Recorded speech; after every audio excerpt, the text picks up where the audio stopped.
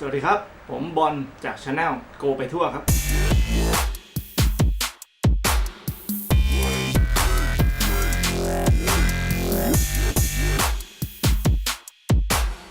วันนี้เราจะมาแกะกล่องรีวิว Feiyu G5 GS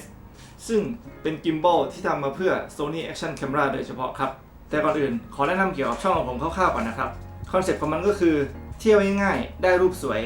ก็จะเป็นคลิปท่องเที่ยวที่พาไปในที่ต่างๆไปถ่ายรูปในมุมที่สวยๆเพื่อนๆก็จะได้ตามรอยกันไปได้แล้วก็อาจจะมีทิปเล็กๆน้อยๆในการถ่ายรูปบ้างแล้วก็อุปกรณ์ต่างๆที่ผมใช้ก็จะนำมารีวิวให้กันฟังด้วยมาเริ่มกันเลยดีกว่าโอเคมาดูกล่องกันเลยนะครับนี่ก็ยังไม่ได้แกะเหมือนกันนะครับเนี่ยเขาก็ส่งมาก็เป็นอย่างนี้เลยไม่รู้ว่าข้างในจะมีอะไร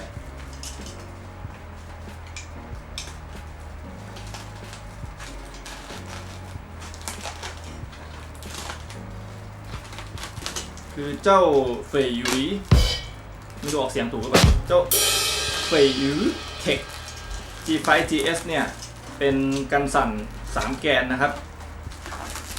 แล้วก็ทำมาเพื่อกล้อง Sony โดยเฉพาะ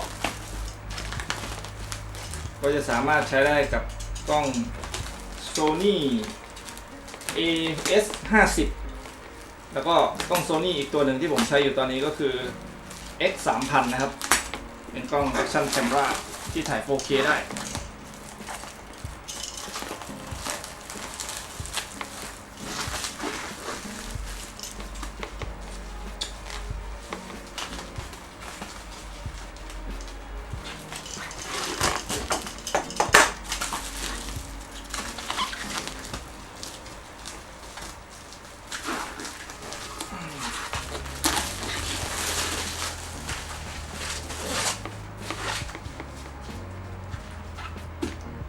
โอเคแกะมาแล้วนะครับเป็นอย่างนี้มีบับเบิ้ลแถมมาให้มีบับเบิ้ลกันกระแทกติดมาให้ด้วย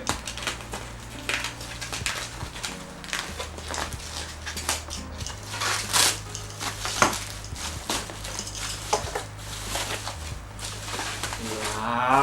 วมาละมี power bankแถมมาด้วยนะครับอันนี้เป็นโปรโมชั่นของทางร้านออกไปก่อนยังไม่เกี่ยวกับข้องตอนนี้นี่ก็เป็น Reach Pro นะครับหรือว่าเป็นแบบเหมือนเป็น extension ต่อความยาวเพิ่มออกมาหรือเป็นไม้เซลฟี่ก็น่าจะได้เนี่ยถ้าดูจากภาพมันเป็นนี้นี่ก็แถมมาเหมือนกันออกไปก่อนนะครับนี่พระเอกของเราอยู่ตรงนี้นี่เลยพระเอกของเราเจ้า Feiyu Tech G5 GS นี่แหละ 3 axis gimbal for Sony camera ก็เป็นกันสั่น3แกนนะครับอย่างที่บอกกันไปดูข้างหลังกล่องกันเลยดีกว่าข้างหลังกล่องก็มีผู้ผลิตสถานที่ผู้จัดส่งแล้วก็คอนแทคต่างๆนะครับนี่เลยเว็บไซต์ของเขาเล่ม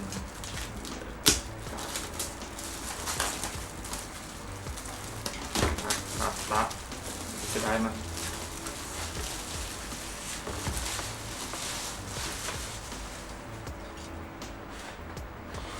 ต้องใช้อีกไหมโอ้การขนส่งมาครับมีบุกนิดนึงนะครับเนี่ยไม่ได้ใส่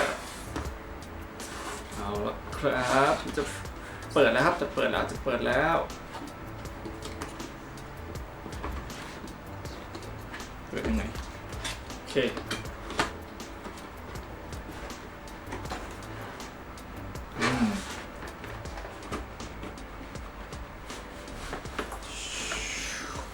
นี่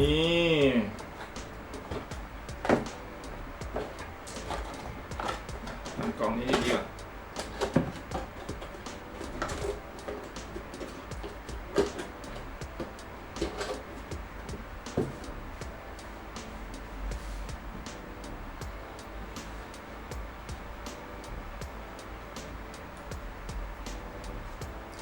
นี่นะครับ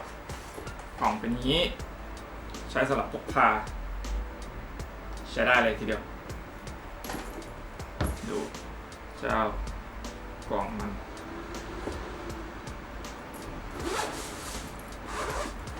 เปิดมามีอะไรบ้างโอ้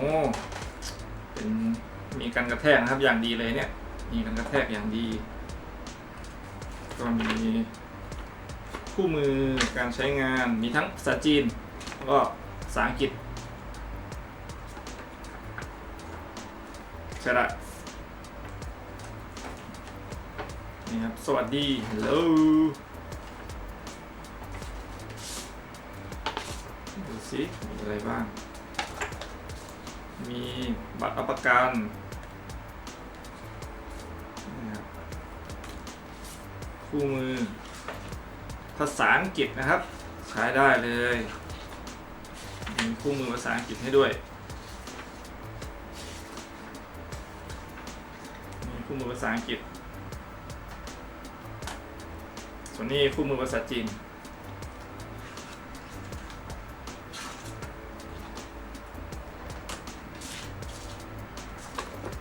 หมดละไอ้คู่มือนี้ไม่มีอะไรแล้วนี่เจ้าพระเอกของเราอยู่ที่นี่แล้วมีตัวล็อกอีกชั้นหนึ่งตัวนี้กดไม่ได้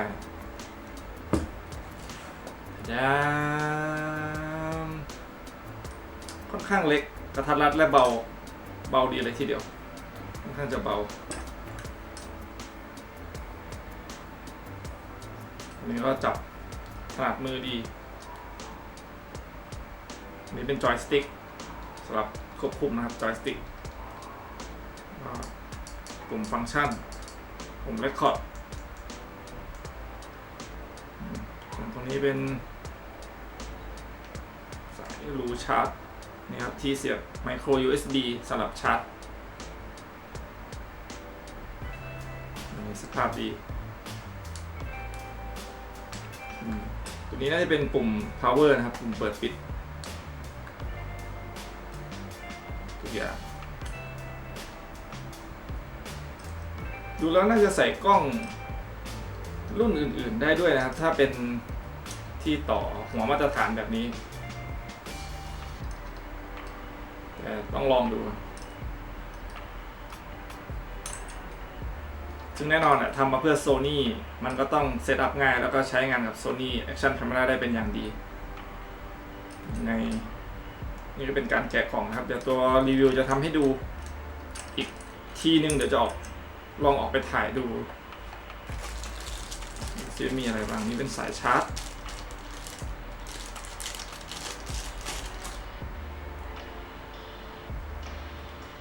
ค่อนข้างมาตรฐานความยาวประมาณฟุตกว่านะครับก็มีแบตเตอรี่มาให้นี่แบตเตอรี่ซีลมาอย่างดียังไม่ถูกแกะใช้งานมาลองใส่ดูดีกว่าว่ามันมีแบตอยู่ข้างในหรือเปล่าหรือว่าเราจะต้องชาร์จก่อน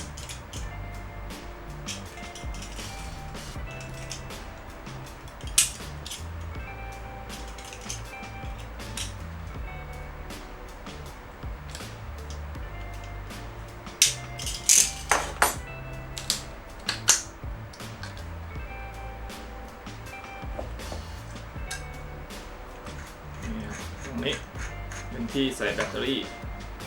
ขั้วบวกแล้วก็ขั้วลบอยู่ข้างล่างต้องเอาขั้วบวกขึ้นซึ่งตรงแบตเตอรี่เขาเขียนบอกชัดเจนนะครับว่าขั้วบวกขั้วลบอยู่ตรงนี้ใส่ขั้วลบลงไปข้างล่างค่อนข้างสมูทเลยทีเดียวนุ่มมากใส่ดูอีกครั้งหนึ่งนุ่มมากโหสุดยอดทุกวันนี้สินค้าจีนไม่ได้ห่วยอย่างที่คิดนะครับนี่เป็นแบรนด์จากจีนซึ่งกิมโบที่เราใช้กันอยู่ก็ยี่ห้อจีนทั้งนั้นนะครับ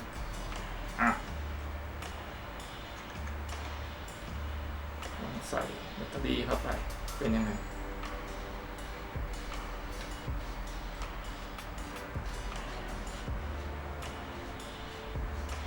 รู้สึกมันแน่นๆขึ้นนะพอใส่แบตเตอรี่แล้วก่อนไม่ใส่แบตเตอรี่นี่ยังไม่ค่อยเท่าไหร่ใส่เข้าไปแล้วก็ ไม่ได้หนักมากขึ้นเท่าไหร่ครับกำลังพอดีมือเลยทีเดียวนี่บาลานซ์ของมันจะอยู่ประมาณแถวๆนี้ครับโอเคลองเปิดเครื่องดีกว่า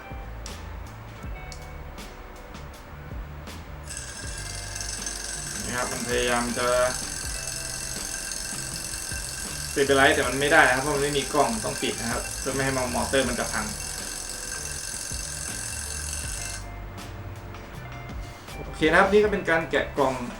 รีวิวเจ้าเฟยยุย Tech G5 GS นะครับเอาละครับทีนี้ผมก็จะมาลองติดตั้งเจ้า Sony Action Camera นะครับ Sony X3000 ตัวนี้เข้ากับเจ้า Gimbal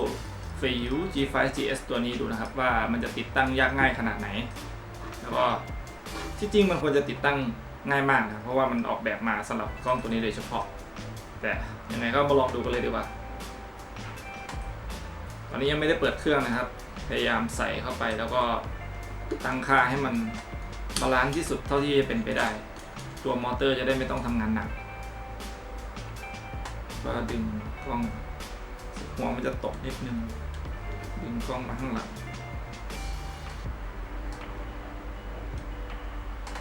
จัดให้มันตรงตัวเพลทมาเนี่ยจะมีเส้นตรงไว้ให้เราเล็งอยู่ก็หมุนเข้าไป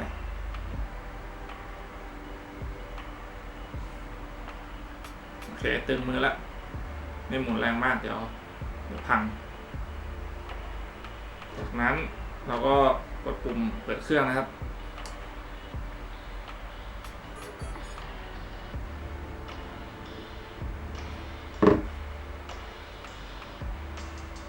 เรียบร้อย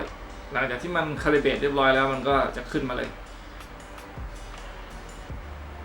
ดูครับ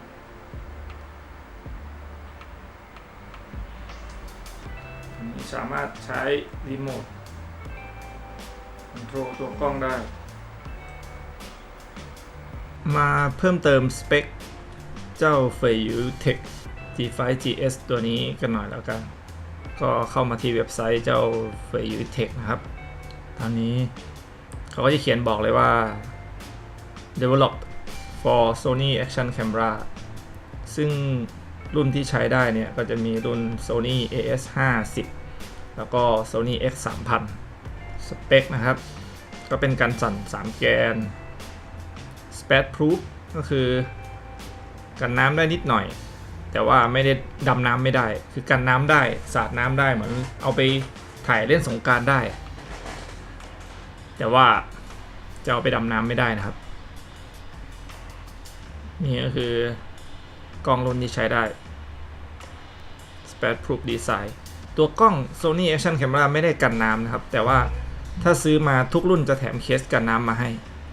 เราก็สามารถนำเคสกันน้ำมาใส่แล้วก็ใช้ร่วมกับ Gimbal ตัวนี้ก็จะกลายเป็นชุดกันน้ำที่ใช้ลุยสงกรานต์ได้ใช้ถ่ายริมทะเลได้ผมว่าถ่ายริมทะเลริมชายหาดได้สบายๆเลยหมุนได้รอบทิศ360องศาเหมาะกับการเอาไปถ่ายกีฬาเอ็กซ์ตรีมแขนจับนะครับสำหรับ handle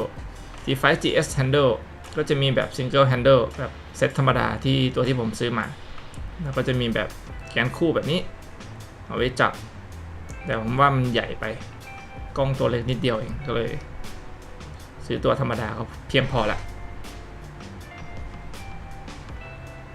นี่รูปตัวอย่างจากการใช้งานในเว็บไซต์อ๋อนี่มีแอปรองรับ Android แล้วก็ iOS ด้วยเดี๋ยวผมต้องโหลดมาลองใช้ดูแล้วว่าใช้ยังไงบ้างสามารถถ่ายไทม์แบบหมุน360องศาได้ตัวนี้เป็นฟังก์ชันที่ผมต้องการเลยทีเดียวนี่นะครับคร่าวๆในเว็บไซต์มันก็มีประมาณนี้แหละก็สามารถเข้ามาดูได้นี่เป็นภาพตัวอย่างวิดีโอจากไม่ใช้ Gimbal แล้วก็ตัวใช้ Gimbal การชาร์จใช้ Micro USB ในการชาร์จนะครับแล้วก็ชาร์จประมาณ2ชั่วโมงใช้งานได้7ชั่วโมงน้ำหนัก300กว่ากรัมนะครับ314กรัมไม่รวมแบตเตอรี่แล้วก็ไม่รวมกล้องรวมๆแล้วทั้งหมดก็น่าจะประมาณครึ่งกิโลได้ ผมว่าน้ำหนักกำลังดี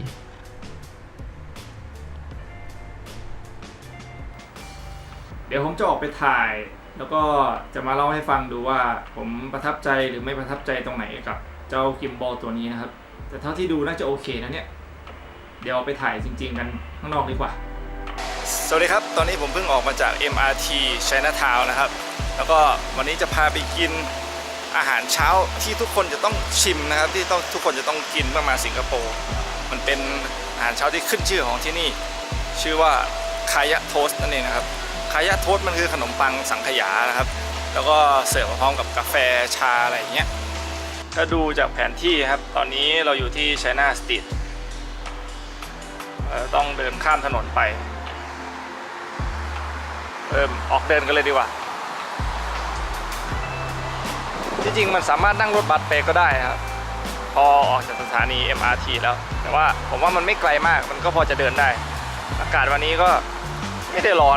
นมากครับแต่ก็ไม่ได้เย็นสบายก็พอดีที่ว่าผมได้กิมบอลตัวใหม่ตัวนี้มานะครับ Feiyu G5 GS สำหรับใช้กับกล้อง Sony Action Camera ก็พอดีก็เลยออกมาเดินถ่ายดูว่าประสิทธิภาพมันจะเป็นยังไงตอนนี้ที่ใช้อยู่เป็นโหมดเซลฟี่ครับพอผมกด3 ครั้งมันก็จะแบบกลับไปธรรมดาแล้วก็เดินถ่ายข้างหน้าตามปกติไปร้านข้าวมันไก่ที่เรื่องชื่อที่คนไทยทุกคนมาต้องไปชิมกันร้านเทียนข้าวมันไก่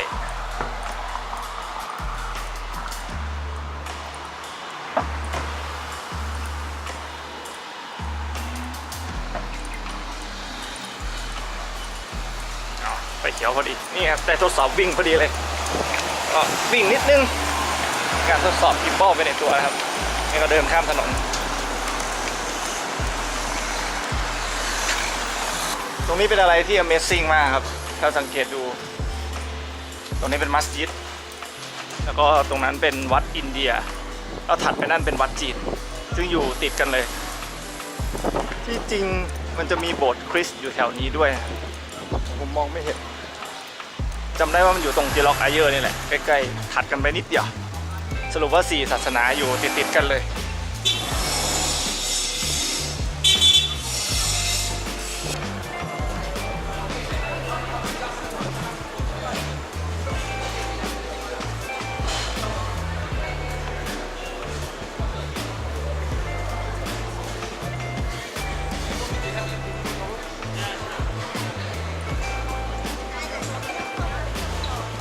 ตอนนี้ผมไม่ได้ใช้กิมบอลนะครับจะสังเกตว่ามือผมว่างเปล่าอยู่นะครับสามารถถือจับของได้แล้วตอนนี้กล้องติดอยู่กับที่แบ็คแพ็คนะครับติดอยู่ที่กระเป๋าผมผมก็จะเดินถ่ายโดยที่ไม่ใช้กิมบอลจะดูว่าความสามารถของตัวกล้องเนี้ยมันดีขนาดไหนก็จะได้เปรียบเทียบกับตัวกิมบอลไปเลยจริงๆมันใกล้กับวัดมากเลยนะครับเนี่ยตรงข้ามวัดเลยเอาจริงๆมันตรงข้ามวัดเลยถ้าใครเสิร์ช Google แล้วจะมาวัดพระเขี้ยวแก้วก็มาได้เลยใกล้กันทีเดียว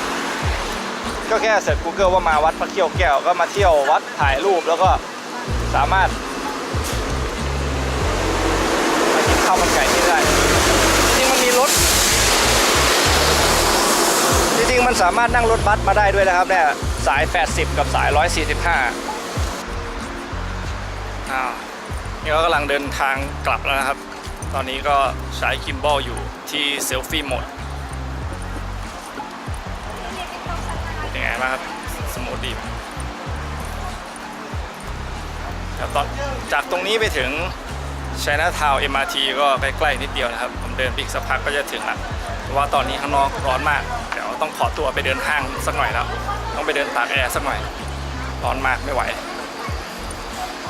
เพื่อนๆคนไหนนะครับที่อยากรู้ว่าผมใช้อุปกรณ์ตัวไหนหรือว่าอยากให้ผมรีวิวอุปกรณ์ตัวไหนเพิ่มเติมลองคอมเมนต์กันเลยครับใต้วิดีโอนี้แล้วก็อย่าลืมไลค์ Subscribe แล้วก็แชร์ออกไปด้วยนะครับ